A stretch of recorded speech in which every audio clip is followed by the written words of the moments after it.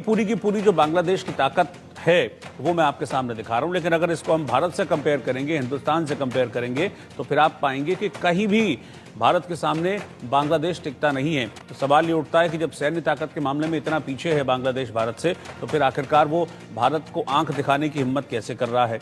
जब अगर भारत चाहे तुम्हें इतना स्ट्रैंगल कर दे, इतना स्ट्रैंगल कर दे कि बेटा तुम्हें यह ना पता लगे कि मिसाइल कहां से आई और कहां चली गई।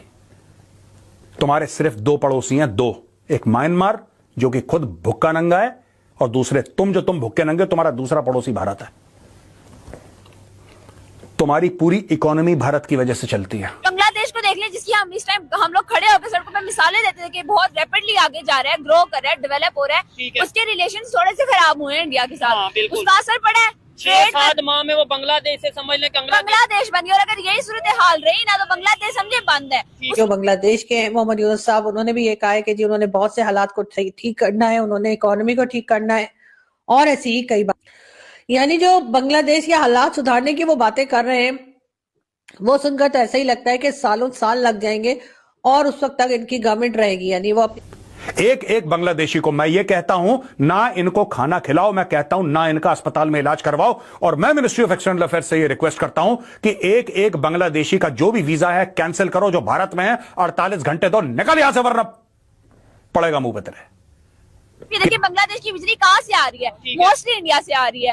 उनकी खुराक जो है, उनकी सब्जियां हैं, उनके फल हैं, उनका राशन है, वो कहाँ से आ रहा है? वो मोस्टली इंडिया से आ रहा है। तो नुकसान, अगर ट्रेड बंद होती है तो इसमें इंडिया का कोई नुकसान नहीं है। वो कंट्रीज जिनकी ट्रेड बंद हुई है इंडिया के साथ, नुकसान में वो है। देखा जाए तो कुल मिलाकर भारतीय सेना के सामने बांग्लादेश कहीं भी नहीं टिक पाएगा। अब अगर आर्थिक मोर्चे पर बात करें तो बांग्लादेश, जो कि 16.72 करोड़ की आबादी वाला छोटा सा देश है, उसकी जीडीपी भारत से 9 गुना छोटी है। एक एक बांग्लादेशी को मैं ये कहता हूं, ना इनको खाना खिलाओ, मैं कहता हूं ना इनका अस्पताल में इलाज करवाओ, और मैं मिनिस्ट्री ऑफ एक्सटर्नल अफेयर्स से ये रिक्वेस्ट करता हूं कि एक एक बांग्लादेशी का जो भी वीजा है कैंसिल करो, जो भारत में है 48 घंटे दो, निकल यहां से, वरना पड़ेगा मुंह पे तेरे। किसी बांग्लादेशी को अंदर नहीं आने देना, घुट के रहने दो वहीं पे। कहना जाओ बेटा, अब्बू अब्बू करके चीन के पास जाओ, चीन मदद करेगा।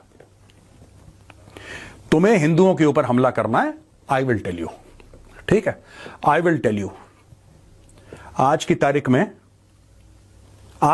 में अगर भारत चाहे तुम्हें इतना स्ट्रैंगल कर दे, इतना स्ट्रैंगल कर दे कि बेटा तुम्हें यह ना पता लगे कि मिसाइल कहां से आई और कहां चली गई।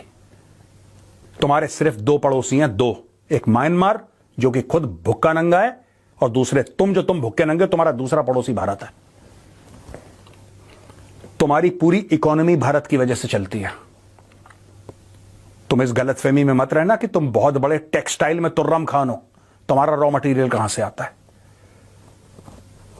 मैं बता रहा हूं कुछ सच्चाइयां।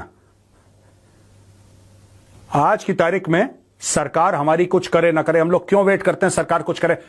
एवरी वन ऑफ यू, आज मेरी अपील है, तुम्हें हिंदुओं को मारना है, ठीक है, तुम्हें मंदिर तोड़ने हमारे, ठीक है, चलो अब मैं बताता हूं क्या करना है।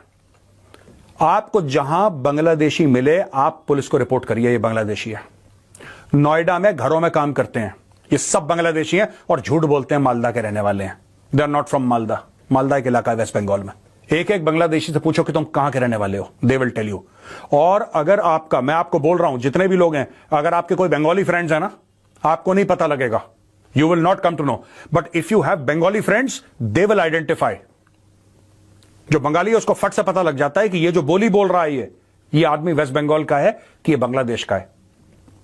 Any Bengali will tell you in 5 seconds, he will tell you कि नहीं भाई ये यहां का नहीं है, ये वहां का है। I request all the doctors, इनका इलाज बंद करो। Choke that country. We should stop all trade. जितने भी बिजनेसमैन हैं, आप जो भी सप्लाई कर रहे हो बांग्लादेश को बंद करो। इकोनॉमिकली इनको इतना तोड़ दो, इतना तोड़ दो कि इनकी रीढ़ की हड्डी टूटे, ये व्हीलचेयर में बैठे हैं। इनको बहुत मंदिर तोड़ने का शौक है। बांग्लादेश को देख लें, जिसकी हम इस टाइम हम लोग खड़े होकर सड़कों पे मिसालें देते थे कि बहुत रैपिडली आगे जा रहा है, ग्रो कर रहा है, डेवलप हो रहा है, उसके रिलेशन थोड़े से खराब हुए हैं इंडिया के साथ, उसका असर पड़ा है। 6-7 माह में वो बांग्लादेश से समझ लें बांग्लादेश बन गई। और अगर यही सूरत हाल रही ना तो बांग्लादेश समझे बंद है। उसकी वजह ये है कि आप ये देखिए बांग्लादेश की बिजली कहाँ से आ रही है, मोस्टली इंडिया से आ रही है। उनकी खुराक जो है, उनकी सब्जियां हैं, उनके फल हैं, उनका राशन है, वो कहाँ से आ रहा है, वो मोस्टली इंडिया से आ रहा है। तो नुकसान अगर ट्रेड बंद होती है तो इसमें इंडिया का कोई नुकसान नहीं है। वो कंट्रीज जिनकी ट्रेड बंद हुई है इंडिया के साथ, नुकसान में वो है। वो देखकर लगता है ऐसा है कि बांग्लादेश जो है वो एक और पाकिस्तान बनने की तरफ चल पड़ा है। यानी कि अगर बांग्लादेश को ये कहा जाए कि माइनॉरिटीज का जो हाल वहां किया जा रहा है वो तकरीबन वही है जो पाकिस्तान में किया जाता है। कोई ज्यादा दूर अरसे की बात नहीं है जब पाकिस्तान में तकरीबन 20 से 21 चर्च जो थे वो जला दिए गए थे पंजाब में। लोगों को आज भी याद होगा और उस बात को मेरे ख्याल है बहुत ज्यादा टाइम नहीं गुजरा है। मंदिर तोड़े जाते हैं, गुरुद्वारे तोड़े जाते हैं और इसी तरह से माइनॉरिटी को तंग किया जाता है जिस तरह से इस वक्त बांग्लादेश में हो रहा है।